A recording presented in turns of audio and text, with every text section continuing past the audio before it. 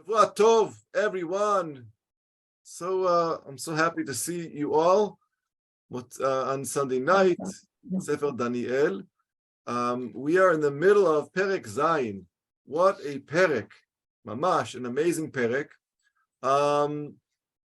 So for all those who, even if you did see and watch the last week's YouTube, last week's Shiur, I'll go back just with just a couple of sentences so that we're all on the same page. It's important so that we can go forward. So, chapter Perek Zayin, the seventh chapter of Sefer Daniel, chronologically continues from chapter 4, Perek Daled, in which, if you recall, we parted with Nebuchadnezzar Melech Bavel, the king of Bavel, the one who was very, very strong. And our chapter, Perek Zayin, is basically goes back to the first year of Belshazzar, which predates the kings of Paras and Madai, which we also already met. So we're going back in time. Why? Because we're opening up a new book in a way. In a way, it's the second part of Sefer Daniel, but it's brand new in its content. If the first 6 chapters were all about Daniel solving and interpreting other dreams, meaning the king's dreams, so we open this part, the second part, which is basically Daniel's book of visions, right? Instead of his interpreting dreams, he is the one dreaming. So we started last week with his awful dream. Daniel's visions were at night, and he makes sure that we know that, which basically means that he's like any other Navi, right? All the Nevi'im dreamt at nighttime during their sleep, usually. Only a couple of Nevi'im were zochet to dream during the day. But we also, in the introduction to Sefer Daniel, way back, we discussed the fact that Daniel, the book itself, is not in Sefer Nevi'im. It's in Sefer Ketuvim, right? We have Tanakh, which is divided into 3. We have Torah, Nevi'im, and Ketuvim. So if he's a Navi, why is it that he's not in the part of Nevi'im, in the book of Nevi'im, with all the other, like with Malachi and others, right? Which are around his time. Why is it in Ketuvim? And the answer is because his Nevuot weren't there to preach to Am Yisrael. The whole idea of a Navi was to be the king's right hand, or the leader's right hand, Jewish leader's right hands. There's a couple of Nevi'im, like Ovadiah and others, that weren't really exactly that, but they did have morals to teach Am Yisrael. This is not that. The Nevu'ah of Daniel, as we're going to see now in his dream, is not about morals, it's not about behavior, it's about, the bigger picture of Achrit Hayamim, and what's going to happen in the future. So it's not the kind of Nevu'ah that helps Am Yisrael, the Nevu'ah that basically reprimands us or gives us a sense of kirva to Hashem. That's why it's really not written in the part of Nevi'im, it's in a Ketuvim. We opened last week with Daniel's vision, and he saw basically 4 winds of heaven emerging into the Great Sea. He sees 4 animals, one more frightening than the next. And these animals symbolize the 4 kingdoms that are similar to the kingdoms that we saw in Nebuchadnezzar's dreams in chapter in the Perek Daled, Perek Bet also as well. So what I want to do, and I didn't do this last week just because I didn't have the time. I want to show you some pictures just so we can, I'm sure, we're thinking to ourselves, what did these animals look like, right? So I just went online just to show, basic pictures of these animals that people try to put together. And I think it's important for us to try to imagine what Daniel is dreaming about, because in dreams in general, dreams are always the extreme of things, right? When you dream, you're obviously today, nowadays, we don't dream the future There's no nivuah in our dreams. Our dreams are just basically, what we see during the day, and our minds have to go through that to make sense of everything that we've seen. There's no nivuah in it or anything like that. But in dreams, our minds tend to exaggerate, and our minds tend to make things more than they are, or less than they are, or crazy in different ways. So I want to share my screen as I go through the 4 different animals, beasts, really, just so we can see the picture and kind of envision what it was that he dreamt, what he saw. If you recall, the first time I mentioned this in what I recorded last week, if you recall, when Daniel interpreted Nebuchadnezzar's dreams, Nebuchadnezzar didn't relate to Daniel what he saw. Daniel had to guess what he saw, and that's why it was more difficult for Daniel. Here, I think it's even more difficult than that. Why? Because he sees something and he can't really make sense of what he's really seeing. So I'm going to share my screen, Birshutchem. Here we go. Okay, so the first beast, I hope you all see in front of you, the first beast that he sees is like a lion, but not an ordinary lion. Excuse me, there is no picture. I don't see any picture. You don't see a picture? Okay, let's try this again.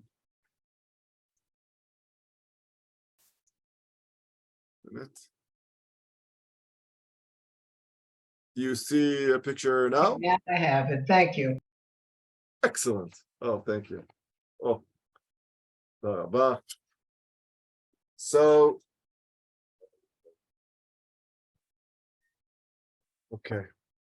So you see a lion, not an ordinary lion. You see a lion with wings. So I'm not going to read the Aramaic because we did it last week, but basically the first beast that he sees is one that looks like a lion, that has wings like an eagle, as you can see. Here, I'll bring my laser. Right. So you see his wings over here. So you see a lion with wings. That's the first one. And we mentioned when we interpreted Nebuchadnezzar's dream, it's basically Melech Bavel, right? The lion, the Melech Bavel, the head of all empires. But as Daniel was watching this and he saw this in front of him, the wings were torn off. I couldn't find a picture that shows the wings being torn off of the lion.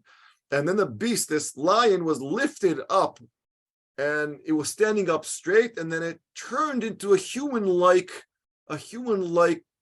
feature, a human-like mind.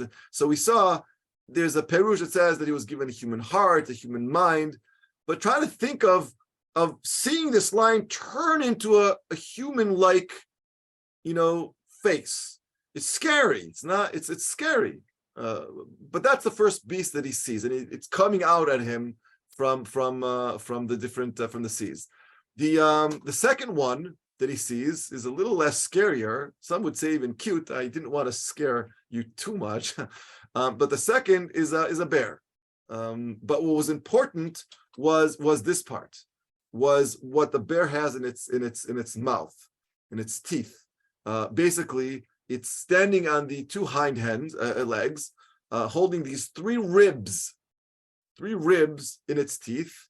And then there was a voice that came out, according to the dream, as Daniel is dreaming, a voice comes out and says to the bear, go on, eat more, eat as much as you can, right? Symbolizing another empire that's devouring and taking and crunching and eating, nation after nation. So it's a very powerful animal. Some would say the bear is more powerful than a lion. A lion might be more aristocratic, it's the king of all animals, but a bear has no mercy, and it will attack everything. And in it has these 3 ribs that symbolizes eating nation after nation. So that's the second beast.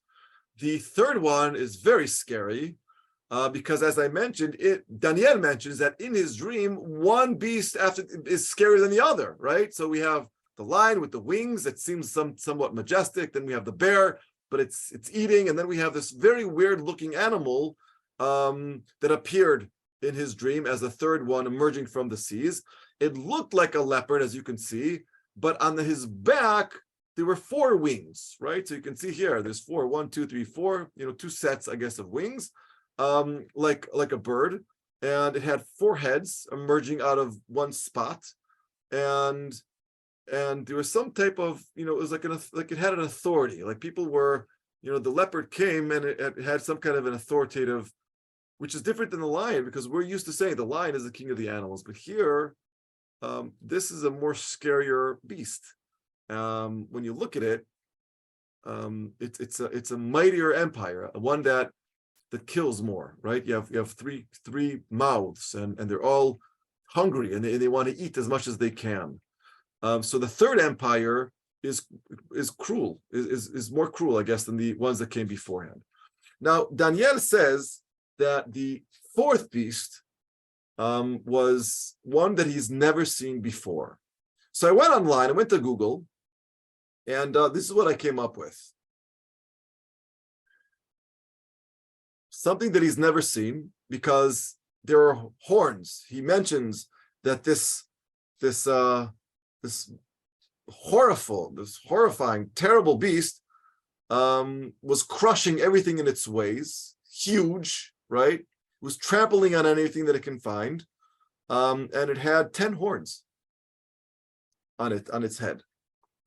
It's terrifying, full of blood. So here, whoever drew this, and it's terrifying. But that's not all what Daniel saw. Then he sees the following. He sees on the top of the head, 1 horn emerges out in the middle and knocks out 3 other horns. Right? That's what it does. And it was boasting proudly. So this artist, drew kind of like a face, because it had a human face. That's what Daniel says. Daniel basically says, so this artist was trying to draw based on the translations that he had in front of him of the Aramaic of this perek, basically say that this horn had human eyes and a mouth like a human being, like you can see over here, but it was boasting proudly, thinking that it alone controls the beast and then basically controls the whole world, right? And as we explained last week, I basically said that this beast is the worst of all the beasts, and reason why you can't recognize it as anything that Daniel could recognize, right? Because it completely disregarded God in every way, thinking that it alone controls the world. This tiny little thing over here that is controlling the head of this beast tells the beast what to do, and is basically the king of everything. That's what Daniel basically dreamt about. And then I mentioned at the end of last week, then he dreams about God. He dreams about this fifth element that comes after this 4th beast, and he starts to discuss what happens after these 4 empires, which basically is the Atid, the future, Achrut HaYamim, which is basically the Geula. And we saw that with Nebuchadnezzar, and we see it here also with Daniel. So let's start Pasuk Tet. Okay, we're in Pasuk Tet. We ended last week with Pasuk Chet, which is basically where we are now after we discussed all these horrible beasts. And now we are in Pasuk Tet. I know, Rini, you're really horrified by these beasts. I happen to agree with you, and I tried to find, very scary beasts, and there were much worse beasts that I came up with. So I decided to choose one that was somewhat some kind of cartoon. So Pasuk Tet. After that middle horn came and boasted and had gava, pride, all of a sudden I saw Chazei, Pasuk Tet, Chazei, Havet, Ad Dichar Savan Remiv, Ve'atik Yomin Yetiv. So while he was looking, all of a sudden he sees 2 chairs, or the Gemara says 1 chair, a throne. The king's throne was put out in the middle of all this. So try to, dreams don't always make sense. In the middle of seeing all of these animals, all of a sudden, kind of like a black screen, and he sees a chair that belongs to Melech Malchei HaMelachim. Basically, Atik Yomin, as I'll tell you in a minute, Atik Yomin is basically Melech Malchei HaMelachim. Okay? That's what we're basically saying.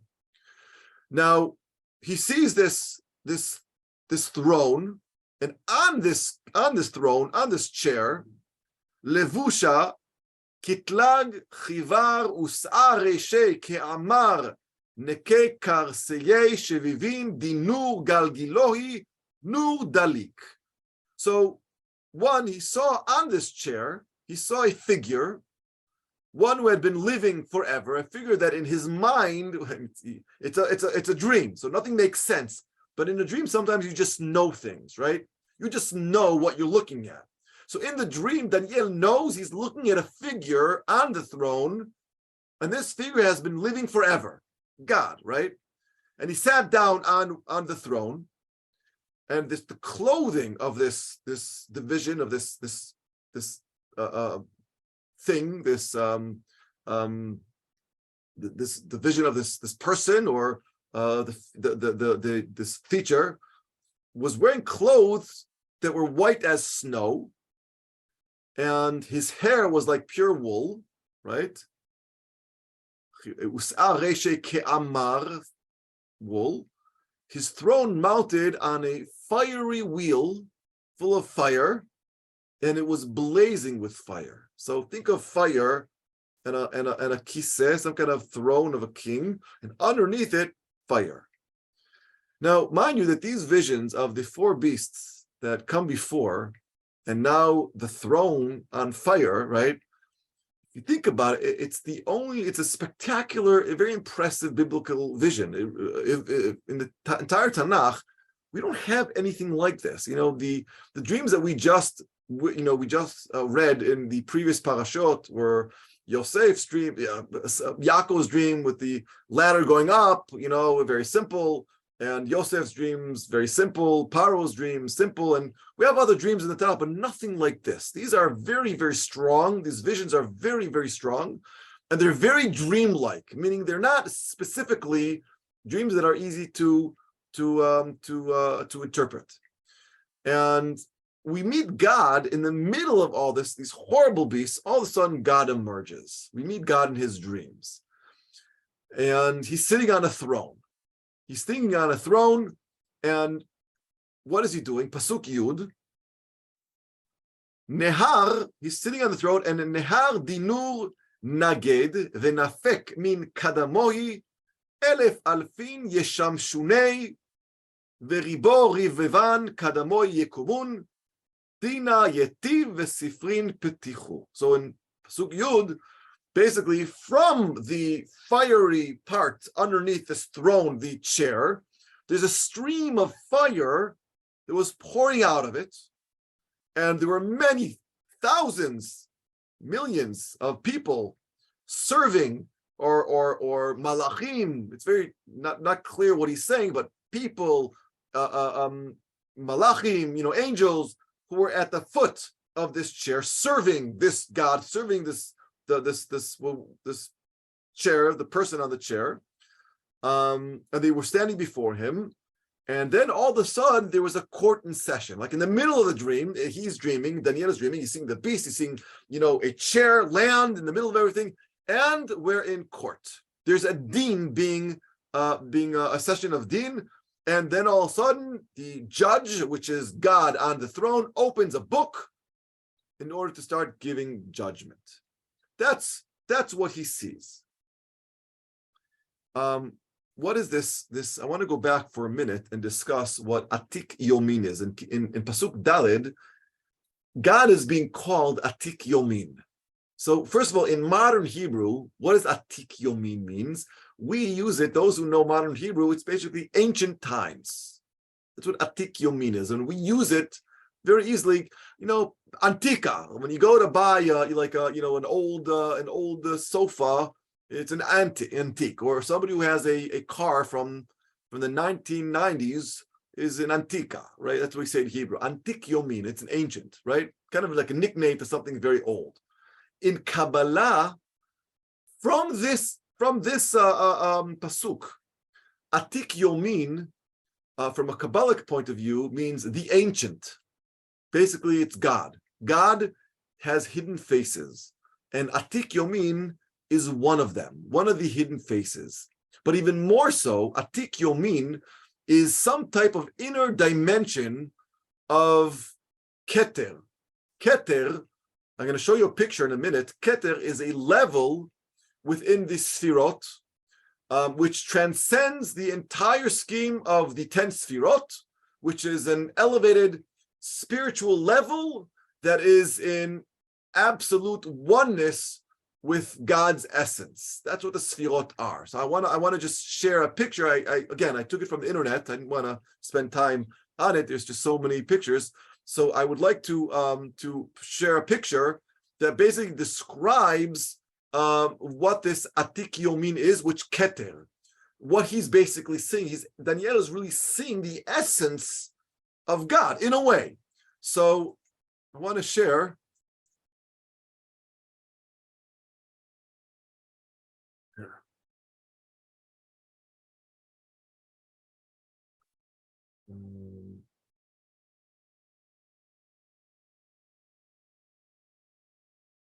Yofi. Okay, so basically, this is the ladder and the scheme of the 10 Sfirot, right?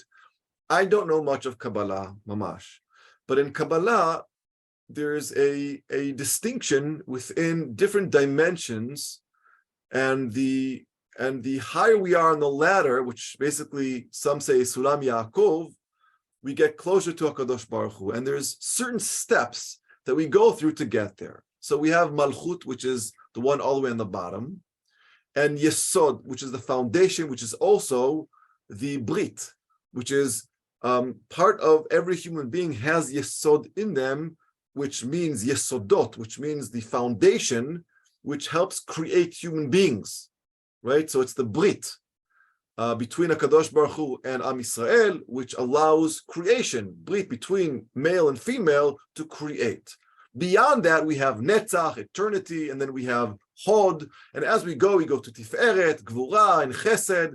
And in Daniel's dream, he's going through this until he gets basically to Keter, which is on the top. And he sees something. I'll show. He sees. He sees the essence of God over here in the Keter, and that's the thing sitting on that throne. He mamash sees God, mamash. And all of a sudden, from this, let's go back to, I'm going to get out. All of a sudden, from this Atik Yomin, which is the Keter itself, all the way on top, right? All of a sudden, he sees this Nehar, some kind of Nehar. He sees a stream of fire pouring out from it. So let's read Pasuk Yud. I read Pasuk Yud. Nehar Dinur, he sees some kind of stream of fire pouring out of it. And we see all these people. What is a stream of fire? Nehar Dinur. You might have heard of Nehar Dinur. So there's a lot of questions about what a Nehar, this river called Dinur, is. Either way, it's a stream of fire that was pouring out from this, where the ancient was, the Keter, the essence of God, or the essence of creation of this world is sitting. There's a lot of different interpretations of what Keter is, so I don't want to go into this, not a shiur of Kabbalah. But either way, the fire was spurting, coming out of the Kiseh by the Keter, where God was sitting. We call it Kiseh HaKavod even. Now, according to the Gemara in Masechet Chagiga, based on the Zohar in Vayikra, this fire that comes out of this Dinur river, simu lev, what it means. The Gemara says, based on the Zohar, based on the Gemara, says it can remove all of the negative energy from the soul, kind of like cooks, the inner parts of the soul, and gets rid of negative energy. What negative energy? While we are on this world, the Olam Hazeh, we're divided. We have the spirit and we have the body, right? That's all of our entire lives are divided into those two aspects, right? We have the spirit, the ruach, the ruchaniyut, and the gashmiut, the body, the material. And that's what love is in a way. Love, it has both the body feature, the essence of connection, of warmth, of touch, but then there's also what we can't attain. Is not tangible, which is the ruchaniyut part. And the neshama, every human being has a neshama, the soul, as it goes up to shamayim, it needs to get rid of all that negative aspects, which is the body features. So the river, this Nehar Dinur, basically rids all of the negative energy that latch onto the soul and gets rid of it. But at the same time, based on the Zohar, this Nahal, this river, has the power to burn wicked people, because when it detects a neshama that has a lot of covering of wickedness, coverings of terrible features of what the person did on this olam, instead of cleansing the neshama, it burns the neshama. That's one aspect of what Gehinnom is.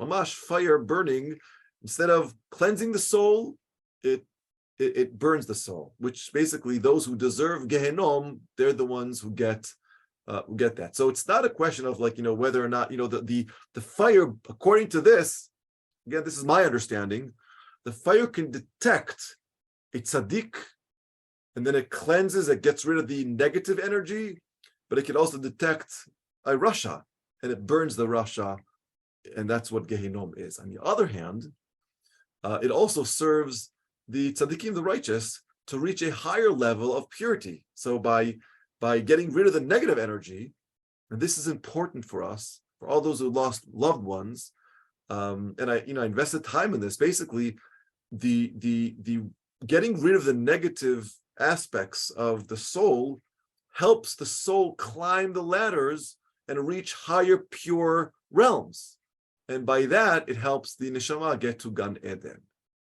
And maybe, I'm saying maybe because I have no clue what I'm really saying. It's just based on reading and based on trying to understand these very difficult aspects. Maybe this might be one of the explanations why, for instance, we are in Avelut. We mourn our beloved ones for 30 days and for a year for a parent. And why the first yortzeit is so important, because in truth, maybe if we can picture it and putting it into a human understanding, the soul is traveling between the different sfirot, the different dimensions, climbing its way up to Gan Eden, and then it hits this Nahar Dinur. It hits this river, and then the river can detect what kind of soul is this. So relatives, sons, daughters, or unfortunately parents sometimes, and brothers and sisters have the ability to learn Torah. So the more Torah we learn, and the more acts of kindness that we commit, we do, we can actually help the soul through this river of fire. Mamash. It really gives us the ability to mamash help our loved ones climb through the different sfirot. So when we say Kaddish, and we end up when we help the congregation say Yehei Shmei Rabbah Mevarach, we're elevating the soul and helping to cleanse the soul from this world, ridding that energy, that negative energy, helping so that the soul can travel through the Nahar Dinu. Now again, it's a question of emunah, but that's the pashtut, what Daniel is basically seeing. He's seeing this Nahar Dinur that has the power to get rid of evil and savor righteousness. And that's what he sees in his dream. And this is what he says, Pasuk Yud Aleph. While he was looking, right?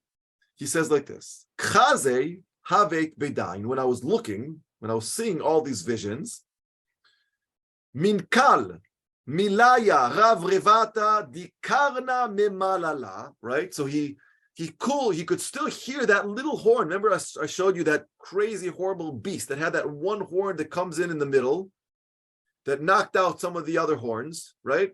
That had a picture of eyes and a human mouth. As he saw God and he saw the Nahar Dinur, as he saw the river of fire, he still heard the voice of that one singular horn that was on the top head of the terrible beast, the fourth beast.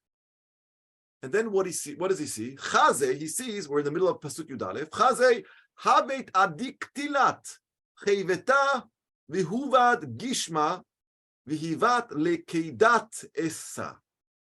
he sees that little horn bragging and boasting. And as he watches, think of like what's going through Daniel's mind. That's what we're interpreting someone else's dream, but also trying to understand what he was dreaming, kind of jumping into his head. He sees the fourth beast was killed, and its body was thrown into the flames of that river and being destroyed. So that terrible beast that we saw, really a terrible beast, was thrown completely and killed besofo shel davar. And then Pasuk Yud Bet comes. What happened to all the other beasts? The lion, the bear, and the tiger. Ush'ar chevata, the remaining beasts, the other ones, Herediv shaltonhu, right? That their power had been taken away by the mighty beast. Ve'acha bechayin yahivat lehon ad zman ve'idan. They were permitted to go on living for some limited time afterwards. So the great grand beast, the terrible beast, was torn down, thrown into the river, but the other three beasts before, they were able to live a little bit longer. And I didn't understand that. I still don't understand what that means, because we don't understand everything in dreams, especially when we're looking at someone else's dreams. But the remainder maybe of their culture stays. What I wanted to show is I saw something very interesting. One of the Perushim on the Gemara regarding the river, this river Dinur. I want to show you a very interesting Perush. I'm going to share it. So we saw this. What do you see in front of you? You see the Milky Way. There is a Parshanut saying that the Milky Way is Nahar Dinur. Isn't that interesting? I'm just throwing it out there. I don't know if true or not true. I have no clue.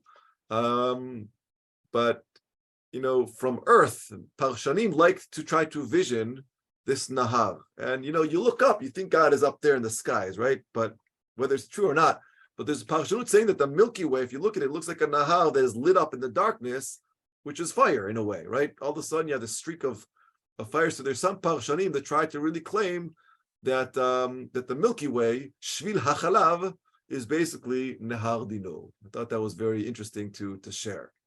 I don't know what that means. Take it, and use it for your next vort. But either way, this is what Daniel sees. So let's summarize. He sees these four beasts. The last one is the most horrible of them all, and devouring everything in its way.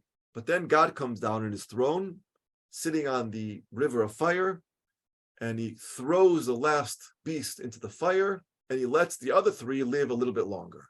That's his dream. And Daniel himself has no clue what it means, as we're going to see. But I want to continue. Pasuk Yud,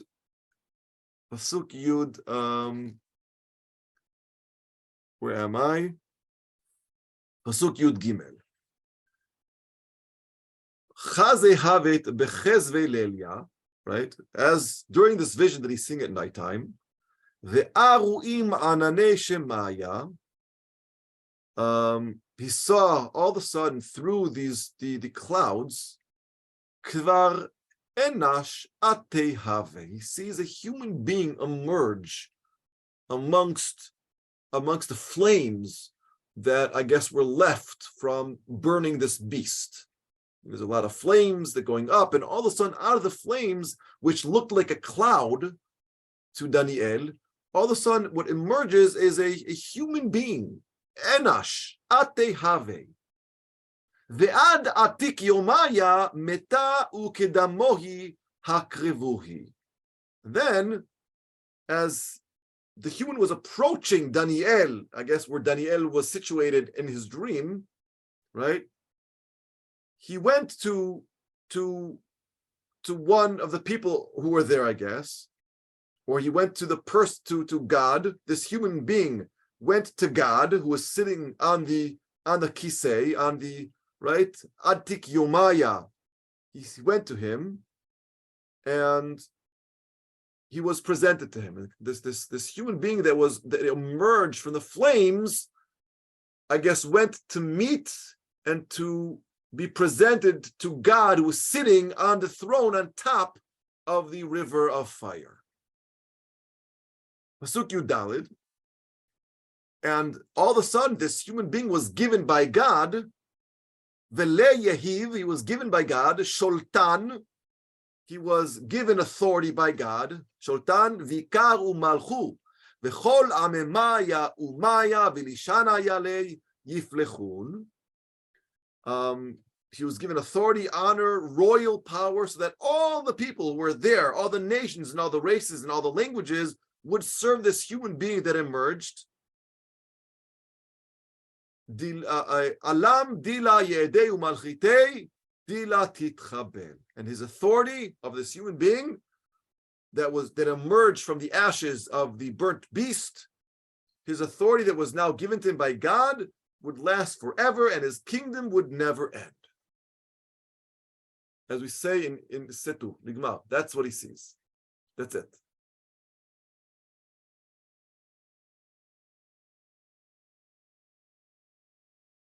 So all of a sudden, Daniel, he's alarmed. Pasuk Tetvav, et karyat ruchi, ana Daniel, begon nidne. I was alarmed with everything that I saw, and I was deeply disturbed. I was scared. I was extremely scared. I was scared from all these visions. So I didn't know what to do. He's telling us how he felt in the dream. It's a nightmare. So what does he do in the dream? Kirvet. He goes closer. El chad min ka'amaya. Somebody who was standing around, one of those millions of people, he goes closer to ask one of these people, Veyatziva ev mine al kol dena, and he asked him to explain it. Ve'amar li ufshar milaya Yehudi enani. Explain to me what this vision I just saw. Who were these beasts? What was God doing there? Who is this human being that emerged out of the ashes and was given all the authority? So Daniel is sharing with us that in his dream, he's trying to understand what he saw. When I read this the first time, I said, I don't understand. He already interpreted something very similar to the king of Bavel, to Melech Nebuchadnezzar Melech. He saw, I mean, if you recall, the big statue divided into four. This is very similar. But I guess when you're so scared, when you're shaking, and you just witnessed terrible, horrifying visions, you can't think straight. So he goes and asks one of the people that were standing there next to the chair, God's chair, to explain to him what's going on. So he goes, I went up to one of the people and I asked him to explain it to me. And this is what I was told in my dream by one of these bystanders, or maybe one of the angels, right? Again, everything I'm saying is really based on my understanding. There's a lot of people, a lot of parshanim, a lot of commentators that try to explain all these things, and it's amazing how many different explanations there are, but I think this is kind of like the summary of what most people understand. Elaine, chivata ravrevata diinin arba. So this person, this bystander, this angel, basically said the following. These four huge beasts, Arba'a malchin yekumun min ara. 4 empires will arise on earth. That's what's going to happen. Edayin tzvit liyatzava al chevta reviryata dihavat shanya kulhon dechila yatira shina di farzel v'tifra beragla v'tifra dinechash achla madka ushara beragla ravsa. So what's going to happen is all of the people of the supreme God, the people that is represented by the person that emerged from the ashes, will receive royal power and keep it forever and ever.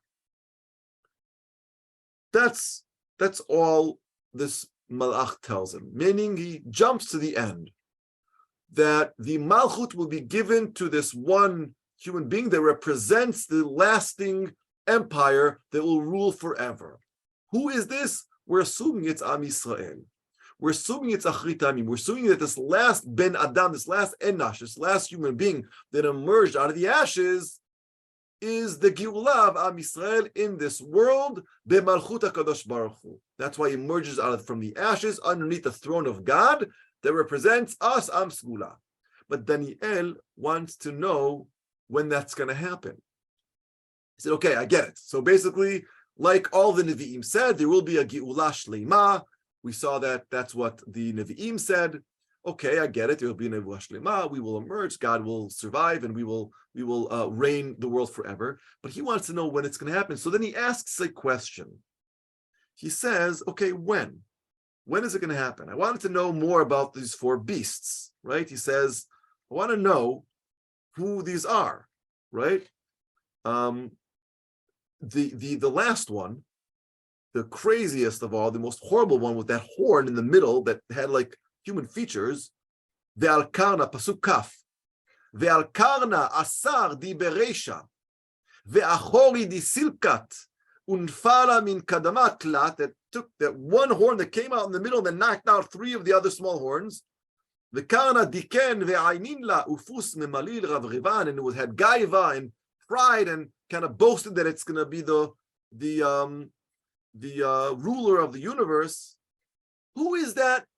Who is that? What is that empire? Who is that? Which empire is that? That's what he wants to know.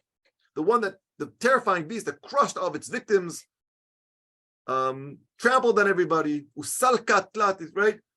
Chezva rav min chevrataya, the one that was really strong, that that killed everyone else. Who is that empire? Because if we can detect that empire, we're going to basically know when Achrit Tamim is. Is it Rome? Is it the Christians? Is it the Muslims?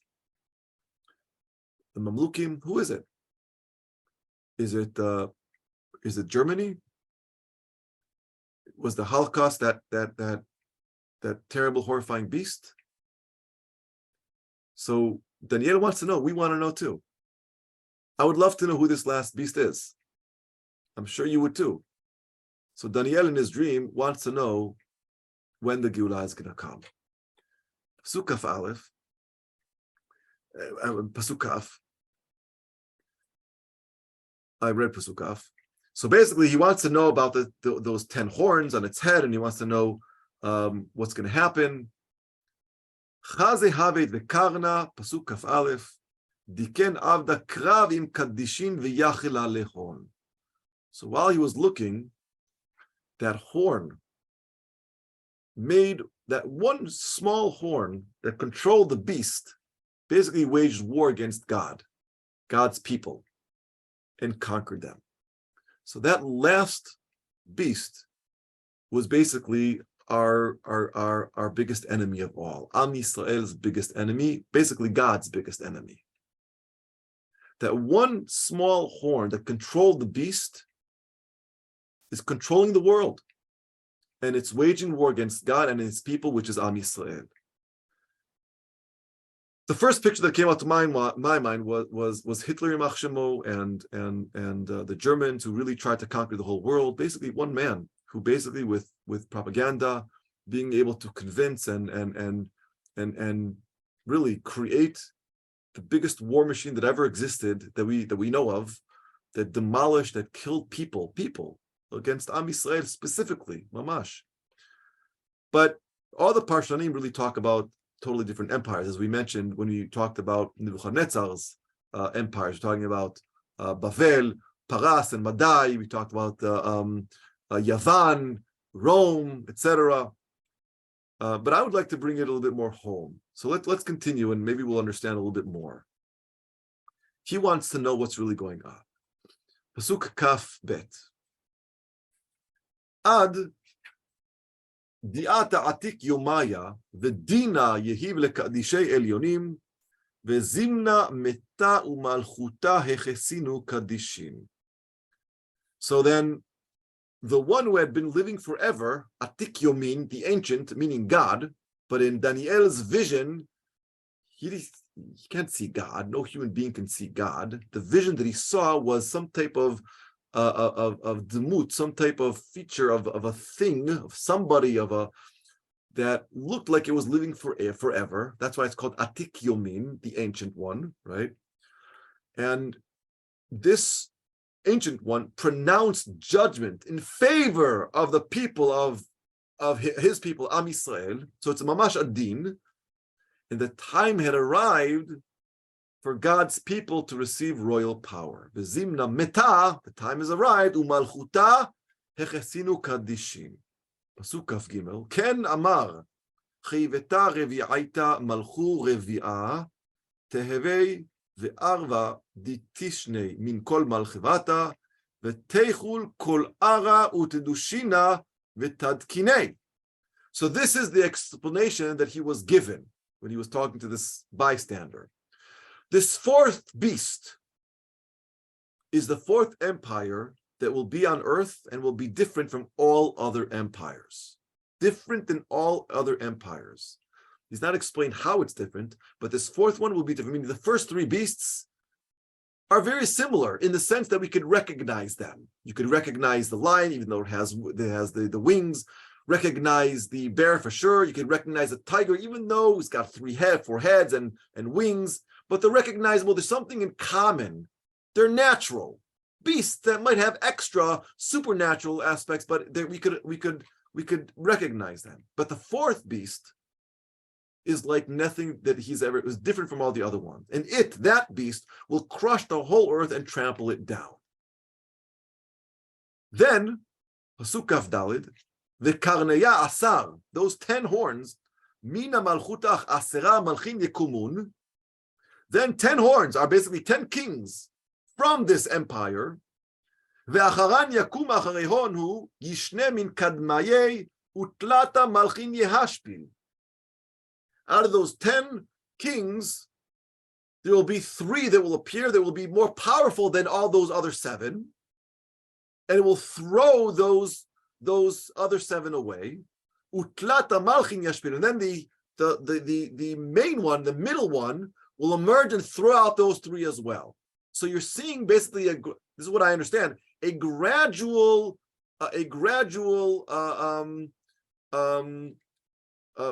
going forward, stronger and stronger. So this last beast only is becoming more strong than it was before, stronger and stronger.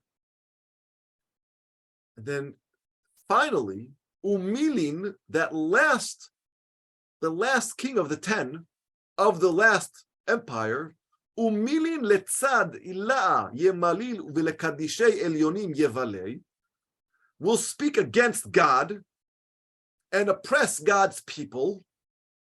He will try to change their religious laws, right? As it says here, v'yisbar le'ashneyaya zimnin v'dat v'yithavyun bidei ad idan v'idanin uflag idan. Will try to change the religious laws of God's people, meaning Yahadut, right? Ruin our Yahadut. And then God's people will be under his power, this beast's power, for, I don't know, people don't know what this means. Idan, Idanim, Uflag Idan. It could be 3 years, it could be 30 years, but there's a certain period of time that we will be oppressed, our religion would be oppressed, and we will be under the claws of this great grand beast. But then, Pasuk Kaf Zayin, Kasuf Kaf Vav, the Dina Yitiv, and then all of a sudden the heavenly court, remember we said that he sees in his vision God opening a book, the Dina Yativ, the heavenly court will sit in judgment, Vesholtanei Yehadun, and they're going to give judgment, Yehadon lehashmada ulehovada ad sofa, to take away the powers of this last beast and destroy him completely.